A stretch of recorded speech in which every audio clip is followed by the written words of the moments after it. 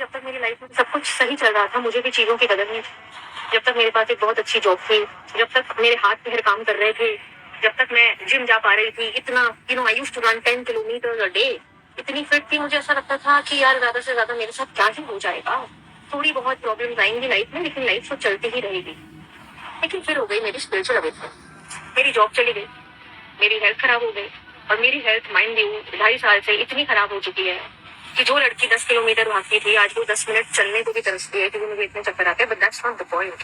The point is कि जब वो स्पिरिचुअल अवेकनिंग चल रही थी उस फेज में, वो 1 साल तक जो फेज था मैंने जो सहा है, उस फेज में मुझे सबकी असलियत दिखाई दी थी। लेकिन उस फेज में मुझे इस बात की ज्यादा टेंशन थी कि यार मेरी लाइफ तो रुक गई है, अब मैं आगे क्या करूंगी, ये कब ठीक होगा। ऐसा एक दिन नहीं था जो मैंने भगवान के आगे भीख नहीं मांगा कि मुझे समझ नहीं आ रहा है कि मेरे साथ क्या हो रहा है।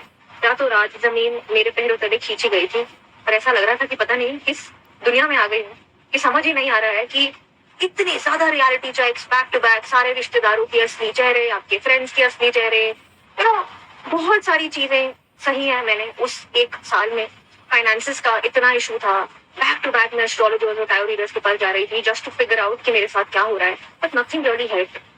एंड फिर धीरे धीरे ऐसा लगता है कि जैसे भगवान ने मेरा हाथ थामा हो और मुझे उस सिचुएशन से निकाला हो। देखो बात बहुत सिंपल है कि जब स्पिरिचुअल अवेकनिंग होती है ना, तब आपको उस टाइम पे समझ नहीं आता है कि ये सब आपके साथ क्यों हो रहा है। लेकिन अगर आप उसको समय देंगे, पेशेंस रखेंगे, अगर जैसा जैसा आपके साथ हो रहा है उसमें गो विद द फ्लो करेंगे, तो आपके लिए दरवाजे जरूर खुलेंगे। And at one point you will realise कि स्पिरिचुअल अवेकनिंग कितनी जरूरी थी आपके लिए, क्योंकि वो एक अवेकनिंग आपकी जिंदगी बदल देती है, आपका हर सिचुएशन को देखने का नजरिया बदल देती है। आप कभी भी किसी भी चीज को लाइफ में ग्रांटेड नहीं लेंगे। पहले मुझे ऐसा लगता था यार मैं तो कितना भाग लेती हूँ, मैं इतने जिम जाती हूँ, इतना heavy lifting, I used to lift weights.